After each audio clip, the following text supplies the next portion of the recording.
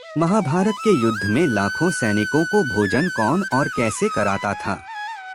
श्री कृष्ण की एक अक्षौहिणी नारायणी सेना मिलाकर कौरवों के पास 11 अक्षौहिणी सेना थी, तो पांडवों ने 7 अक्षौहिणी सेना एकत्रित कर ली थी। इस तरह सभी महारथियों की सेनाओं को मिलाकर कुल 45 लाख से ज्यादा लोगों ने इस युद्ध में भाग लिया था। अब सवाल यह उठता है कि इन 45 लाख लोगों के लिए भोजन कौन बनाता था और कैसे यह सब प्रबंध करता था। सवाल यह भी उठता है कि जब हर दिन हजारों लोग मारे जाते थे तो कैसे शाम का खाना हिसाब किताब से बनता था। आओ जानते हैं इन्हीं सवालों के जवाब। महाभारत युद्ध की घोषणा हुई तो सभी राज्यों के राजा अपना अपना पक्ष तय कर रहे थे। कोई कौरवों की तरफ था तो कोई पांडवों की तरफ। इस दौरान कई ऐसे भी राजा थे जिन्होंने तटस्थ रहना तय किया था।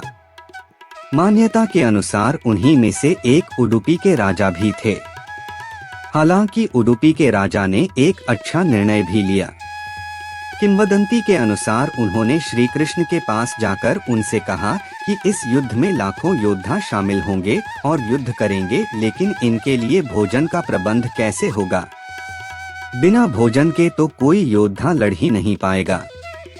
मैं चाहता हूं कि दोनों पक्षों के सैनिकों के लिए भोजन का प्रबंध मैं करूं। श्री कृष्ण ने उडुपी के राजा को इसकी अनुमति दे दी, लेकिन राजा के समक्ष यह सवाल था कि प्रतिदिन में भोजन किस हिसाब से बनवाऊं? खाना कम या ज्यादा तो नहीं होगा। उनकी इस चिंता का हल श्री कृष्ण ने निकाल लिया था।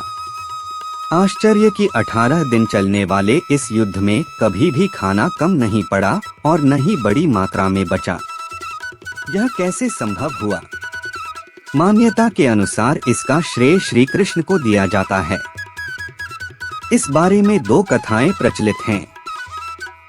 पहली यह कि हर दिन शाम को जब श्री कृष्ण भोजन करते थे, तब भोजन करते वक्त उन्हें पता चल जाता था कि कल कितने लोग मरने वाले हैं। दूसरी कथा यह है कि भगवान श्री कृष्ण रोज उबली हुई मूंगफली खाते थे। जिस दिन वे जितनी मूंगफली के दाने खा जाते थे, समझ लिया जाता था कि उस दिन उतने 1000 सैनिक मारे जाएंगे।